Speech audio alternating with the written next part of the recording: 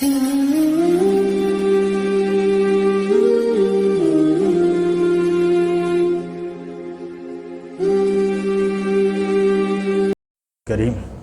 اما بعد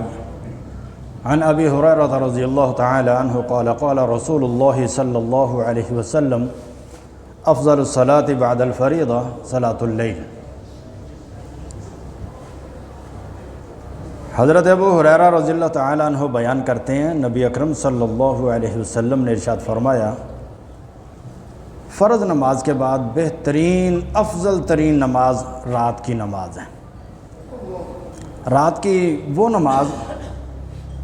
کہ جو نبی اکرم صلی اللہ علیہ وآلہ وسلم کے لیے اللہ تعالیٰ نے خصوصی حکم فرمایا تھا،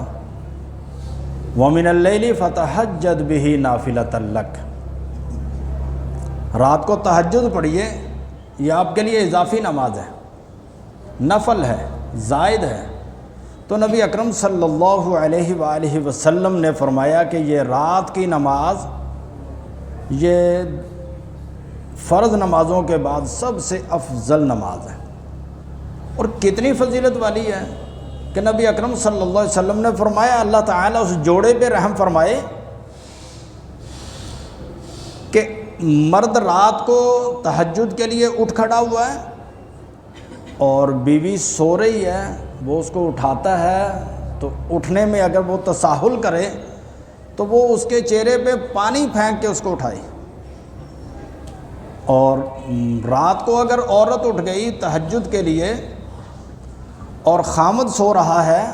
تھکا ہارا کام کر کے آیا ہے، رات کو نیند اس کی لمبی ہو گئی، وہ اٹھ نہیں پا رہا، تو عورت جو ہے بیوی ہے وہ اپنے خامد کے چہرے پہ چھینٹے مار کے اس کو اٹھائے۔ ایسے جوڑے پہ اللہ رب کائنات کی رحمت ہے۔ تو نبی اکرم صلی اللہ علیہ وسلم سے پوچھا گیا کہ آقا نماز کون سی بہتر ہے؟ تو نبی اکرم صلی اللہ علیہ وسلم نے فرمایا طول القنوت، جس رات کی نماز میں قنوت قیام لمبا ہو جائے، لمبے قیام والی، اور نبی اکرم صلی اللہ علیہ وسلم کا قیام اللہ اکبر وہ ہماری سوچوں سے بھی بڑا ہے۔ رات کا قیام نبی اکرم صلی اللہ علیہ وسلم نے، ایک صحابی بیان کرتے ہیں، میں آقا کے گھر میں ٹھہرا، چھوٹے بچے تھے، رات کو آقا اٹھے، میں بھی اٹھ گیا، آقا نے مسواک کی، آقا نے وضو کیا، میں نے بھی وضو کیا، آقا مصلی پہ آ گیا، میں بھی ان کے ساتھ مصلی پہ آ گیا۔ اب جو نبی اکرم نے تلاوت شروع کی، سورہ بقرہ پڑھنا شروع کر دی۔ سورہ بقرہ 2.5 پارے سے زائد ہے کہ میں سوچتا رہا اب ختم ہوگی، اب ختم ہوگی، اب ختم ہوگی۔ سورہ بقرہ ختم ہوئی، نبی اکرم نے سورہ نساء شروع کر دی، سورہ نساء مکمل ہوئی، نبی اکرم صلی اللہ علیہ وسلم نے سورہ آل عمران شروع کر دی، قریباً 6 پارے اس سے زائد نبی اکرم صلی اللہ علیہ وسلم نے ایک رکعت میں تلاوت کیا۔ کیا ہم برداشت کر سکتے ہیں؟ نبی اکرم صلی اللہ علیہ وسلم کی زوجہ عائشہ رضی اللہ تعالی عنہا ام المؤمنین ارشاد فرماتی ہیں کہ نبی اکرم صلی اللہ علیہ وسلم اتنا لمبا قیام کرتے، اتنا لمبا قیام کرتے کہ آقا کے پاؤں پہ ورم آ جایا کرتا تھا، سوج جاتے تھے پاؤں۔ تو نبی اکرم صلی اللہ علیہ وسلم سے حضرت عائشہ نے عرض کر دی آقا اتنا لمبا قیام، اللہ تعالیٰ تو آپ سے راضی ہیں۔ تو نبی اکرم نے فرمایا افلا اکون عبدا شکورا، کیا میں اپنے رب کا شکر گزار بندہ نہ بنوں؟ یہ شکر گزاری ہے رب کے حضور کھڑے ہونا۔ اور یہ جو آگے آنے والا موسم ہے رمضان کا، اللہ تعالیٰ ہمیں اس کی تیاری کی توفیق عطا فرمائے، اللہ ہمارے نصیب میں کرے رمضان کا مہینہ۔ تو عشاء کے بعد جو تراویح پڑھی جاتی ہیں یہ وہی رات کا نفل ہے، وہی تہجد کی نماز ہے جو پہلے پڑھ لی جاتی ہے۔ لیکن کتنی ہی مسجدیں ایسی ہیں دیکھیں، وہاں پہ لوگ صرف ایک رکوع، 3 4 صرف آیات، یہ تقدس کے طور پہ نہیں، رات کا قیام لمبا ہے، اور کتنا لمبا ہے؟ جتنا زیادہ لمبا کر سکتے ہیں۔ اور ہمیں تو معلوم ہے کہ والد گرامی نے مسجد میں قیام اللیل شروع کروایا، ایک رکعت میں ایک پارہ ہوتا تھا، ایک رکعت میں ایک پارہ، یا 2 رکعتوں میں 1 پارہ، اور اتنی لمبی تلاوت سن کے جو اللہ رب کائنات سے الفت بڑھتی ہے، جو اس کی چاشنی ہے، جو اس قیام کی لذت ہے، جو اس نماز کی لذت ہے، وہ چھوٹی نماز میں، مختصر نماز میں اس کا کوئی متبادل نہیں ہے۔ تو نبی اکرم صلی اللہ علیہ وسلم نے فرمایا طول القنوت، لمبے قیام والی نماز وہ بہتر ہے، بہترین نماز ہے۔ تو یہ جو رات کو اٹھ کے پڑھتے ہیں نا، ان کو لمبے قیام کرنے کی کوشش کرنی چاہیے۔ اگر تلاوت وہ یاد ہے ان کو صورتیں تو بہت اچھا ہے، اگر تلاوت کی ان کو صورتیں یاد نہیں ہیں تو علماء کرام کا فتویٰ ہے کہ وہ حمائل کو ہاتھ میں پکڑ کے بھی پڑھ سکتا ہے۔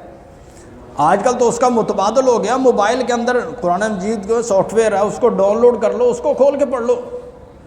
لیکن کوشش کریں کہ لمبا۔ اور نبی اکرم صلی اللہ علیہ وآلہ وسلم نے وہ رات کا وہ وقت جو بتایا وہ ہے کہ جس وقت میں آدمی اپنے رب کے حضور پہنچتا ہے، کھڑا ہوتا ہے، اور اللہ رب کائنات عرش عظیم سے آسمان دنیا پہ، ساتویں آسمان، یہاں سے پہلے آسمان پہ اللہ رب کائنات کا اعلان ہو رہا تھا، اور آقا کائنات فرماتے ہیں کہ اعلان ہوتا ہے حل من مستغفرین،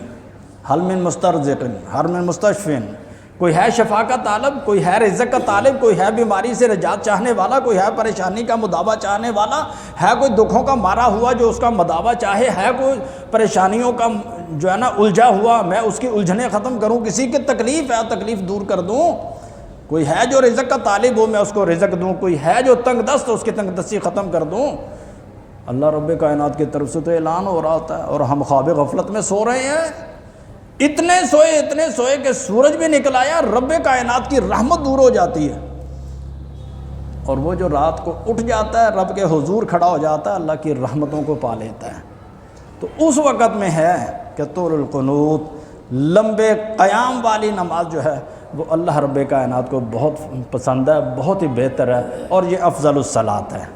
یہ بہترین نماز ہے۔ اور جو رمضان کے مہینے میں عشاء کے فوری بعد پڑھ لی جائے تو اس میں بھی چھوٹی رکھتے، چھوٹی تلاوت نہیں، اس میں بھی بڑی تلاوت ہونی چاہیے۔ اور ہمارے یہاں معمول ہے جی روزانہ ایک پارہ سنیں، چلو کم از کم اتنا بھی کافی ہے، کچھ تو ہے نا۔ اگر سارے رمضان میں ایک قرآن مجید کی پوری منزل سن لی جائے تو کافی ہے، اگر اس سے زیادہ کر سکتے ہو تو اور بہتر ہے۔ کتنے ہی ایسے ہیں کہ وہ جو روزانہ کی تلاوت کرتے ہیں وہ کئی پارے کرتے ہیں، 10 پارے تلاوت کرنے والے بھی ہیں۔ یہ ہمارے استاد گرامی تھے، اللہ تعالیٰ ان کو جنت نصیب فرمائے، وہ روزانہ کا قرآن مجید کا ایک پوری منزل پڑھ جائے تو پورا قرآن پڑھ جایا کرتے تھے۔ پھر انہوں نے اپنے معمول میں رکھا ہوا تھا کہ 10 پارے روزانہ پڑھنے ہیں۔ تو ایسے میں اگر کوئی قرآن کو کثرت سے پڑھتا ہے، جتنا زیادہ پڑھتا ہے اتنی ہی زیادہ لذت ہے اس میں، اتنی ہی زیادہ چاشنی ہے، اور یہ قیام میں جو پڑھا جانا وہ سب سے بہترین ہے۔ اور نماز کے اپنی فضیلت ہے اور قرآن کی اپنی فضیلت ہے، جب یہ دونوں فضائل اکٹھے ہوتے ہیں تو پھر یہ افضل الصلاۃ ہو جاتی ہے۔ اللہ رب کائنات ہمیں دن کو بھی عبادات کی توفیق عطا فرمائے، رات کو بھی تہجد کی نماز کے لیے اللہ تعالی ہمیں کوشش کی توفیق عطا فرمائے۔ سبحان ربک رب العزۃ عما یصفون وسلام علی المرسلین والحمد للہ رب العالمین۔